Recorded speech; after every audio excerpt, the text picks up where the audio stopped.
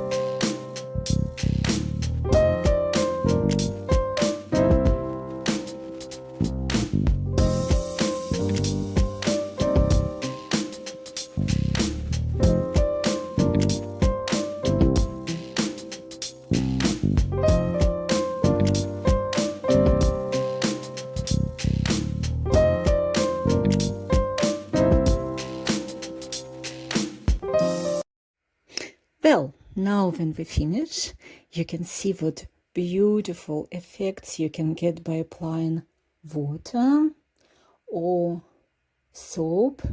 Second one was liquid soap, or rice which gives beautiful texture, or foil by applying this on your wet watercolor painting. Hope you enjoyed and have a lovely day. Bye.